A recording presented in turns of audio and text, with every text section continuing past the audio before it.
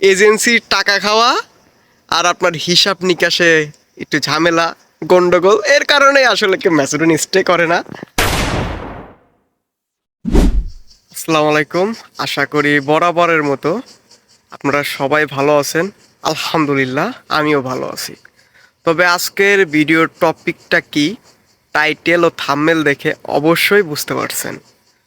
আহ, সেটা হচ্ছে north Macedonia অথবা বলকান বা নন সেনজেন ইউরোপিয়ান কান্ট্রিগুলো থেকে কেন আসলে ইতালি, ফ্রান্স, জার্মানি এই সমস্ত দেশগুলোতে সবাই চলে আসে, বা এই সমস্ত কান্ট্রিতে মানে নর্থ ম্যাসেডোনিয়ার মতো যেমন নন সেনজেন কান্ট্রিতে বেশি দিন স্টে করে না। মূল কারণগুলো কি, এই ভিডিওটাতে আপনারা এইটা ক্লিয়ারলি জানতে পারবেন। সো বেশি বক বক না কইরা ভিডিওটা শুরু করি নাকি। তো ফার্স্ট অফ অল আপনাদের একটা বিষয় বলি, সেটা হচ্ছে আমি আগের ভিডিওগুলোতে বলছি, আপনারা আমার আগের ভিডিওগুলো দেখতে পারেন। বারবারই বলছি যে আসলে আপনাদের টাকা পয়সার বিষয় নিয়ে অনেক সমস্যা হয়। আসার সময় অনেকের কাছ থেকে 15 লক্ষ, 10 লক্ষ, 13 লক্ষ, 14 লক্ষ যার কাছ থেকে যেমন পারে নেয়, এজেন্সিগুলো, দালালগুলো নেয়।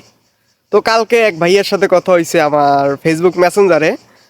উনি আমার ইউটিউবের ভিডিও দেখার মাধ্যমে আমার ফোন দিয়েছে আর কি। যাই হোক, ওনার সাথে যোগাযোগ হয়েছে। উনি আমার বললো, ভাই আমার 15 লক্ষ টাকা আমার দালাল নিচ্ছে, আমার অ্যাপ্রুভাল হয়েছে, এখন স্ট্যাম্পিংয়ের জন্য আমি ইন্ডিয়াতে পাঠাইছি আমার পাসপোর্ট।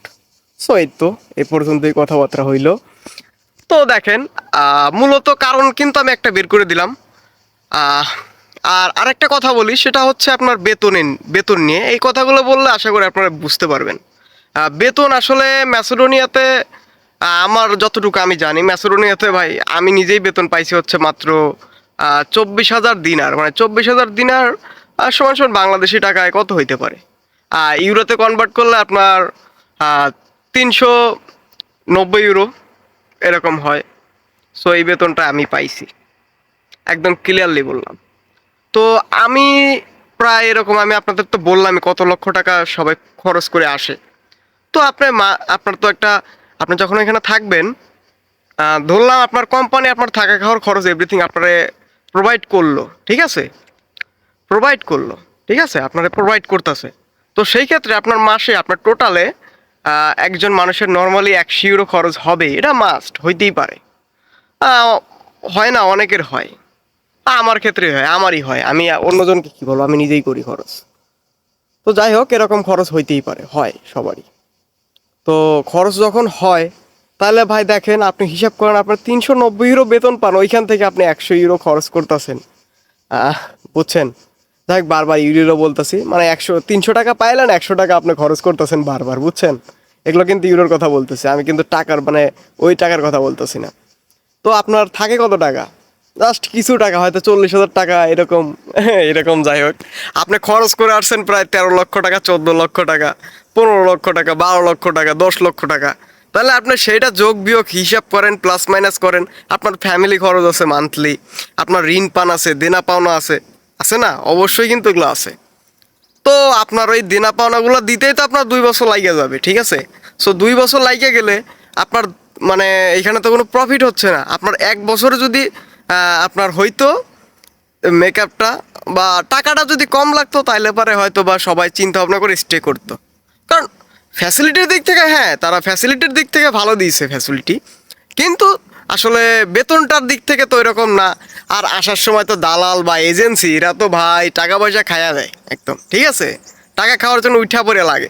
সো এদের জন্য আপনাদের আসলে স্টে করাটা হয় না, ঠিক আছে?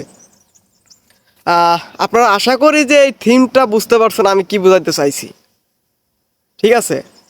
তো এখন মানুষ মেন্টালিভাবে আসলে চিন্তা ভাবনা করে যে এরকম, মানে যাই হোক, হিসাব নিকাশ করার পরে কেউ হিসাব মিলাইতে না পারার কারণে দেন চলে আসে।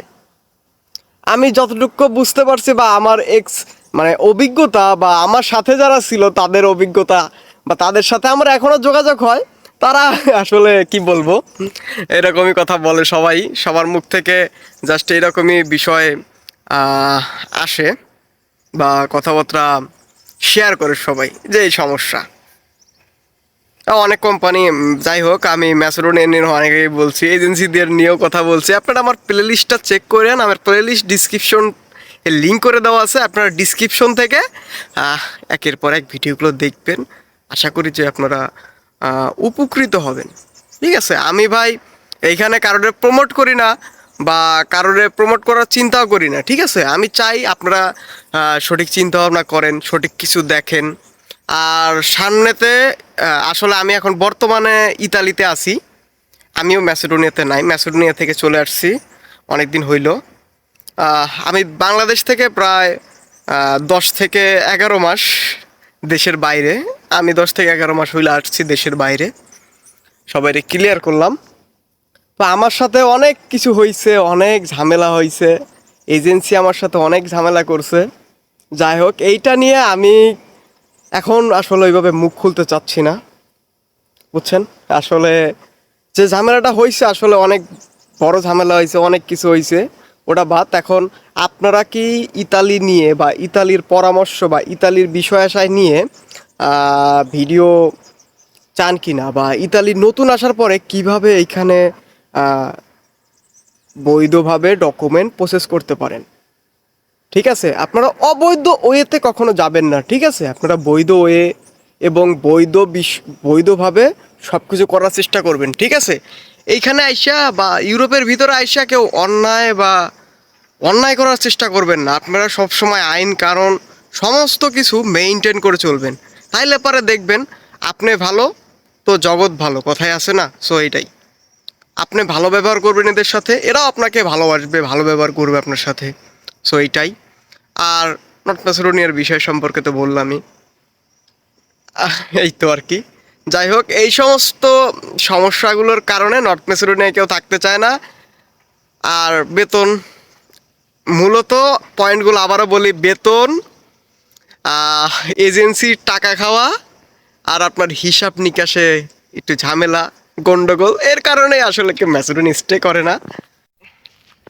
আর আরেকটা কথা বলি, সেটা হচ্ছে এই কথাটা বললেই না, যাদের খরচ 6 থেকে 7 লক্ষ টাকা হইছে বা লাগছে, তারা ম্যাসেডোনিয়া স্টে করতে পারেন। ঠিক আছে, তাদের জন্য ভালো। ম্যাসেডোনিয়াতে আপনার কাজের ওই রকম প্রেশার নাই, এটা ওকে, এটা আমি বলবো। আমি কাজ করছি, আমার এক্সপিরিয়েন্স আছে। আমাকে যদি এখন কেউ কমেন্ট এসে বলে যে ভাই এইরকম প্যারা, ভাই আপনাদের কোম্পানি ভালো না। ঠিক আছে, ভালো কোম্পানিতে পড়লে ভালো কাজ, ভালো আসলে সব কিছু ভালো, ফ্যাসিলিটি, কাজের প্যারা কম। তো সেই ক্ষেত্রে ভালো কোম্পানিতে আসবেন, টাকা পয়সা যদি কম নেয় তাহলে ভাই আপনি ওইখানেই থাকেন, ওইখানে থেকেই ভালো কিছু হবে। আর যদি টাকা পয়সা বেশি লাগে তখন তো ভাই এটা আসলে আপনারা যদি সারাক্ষণ বলাও হয় আপনি এখানে স্টে করবেন। ঠিক আছে, টাকা কম দিয়ে আসবেন, তখন আপনি বলবেন না ঠিক আছে আমি এখানেই ভালো আছি আলহামদুলিল্লাহ, এই কথাটাই বলবেন। ঠিক আছে, তো যাই হোক, পরিশেষে একটাই কথা, আমার চ্যানেলটা প্লিজ সাবস্ক্রাইব করবেন, আর ভিডিওটা যেন সবার কাছে পৌঁছায় সেইভাবে সবাই কমেন্টগুলো করেন।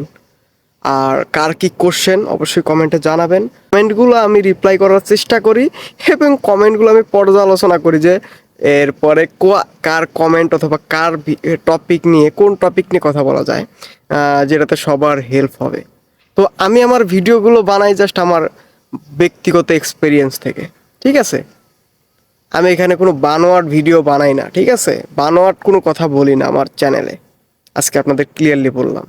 যাই হোক, সবাই ভালো থাকবেন, আর ইতালির ভিডিও চাইলে অবশ্যই কমেন্ট করেন। ঠিক আছে, কমেন্ট ফাঁকা আছে, কি সম্পর্কে দরকার সেইটাই দিব। আর ইতালি সিরিজ ভিডিও তো অবশ্যই আসতেছে, আমার লাইফ হিস্টোরি সম্পর্কে।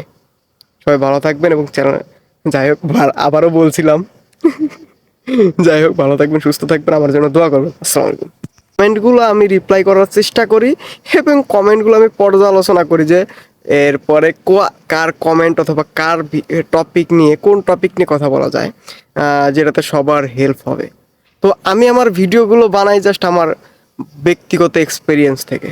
ঠিক আছে, আমি এখানে কোনো বানোয়াট ভিডিও বানাই না। ঠিক আছে, বানোয়াট কোনো কথা বলি না আমার চ্যানেলে, আজকে আপনাদের ক্লিয়ারলি বললাম। যাই হোক, সবাই ভালো থাকবেন। আর ইতালির ভিডিও চাইলে অবশ্যই কমেন্ট করেন, ঠিক আছে? কমেন্ট ফাঁকা আছে, কি সম্পর্কে দরকার সেইটাই দিব। আর ইতালি সিরিজ ভিডিও তো অবশ্যই আসতেছে আমার লাইফ হিস্টোরি সম্পর্কে। সবাই ভালো থাকবেন এবং চ্যানেল, যাই হোক আবারও বলছিলাম, যাই হোক ভালো থাকবেন, সুস্থ থাকবেন, আমার জন্য দোয়া করবেন। আসসালামু আলাইকুম।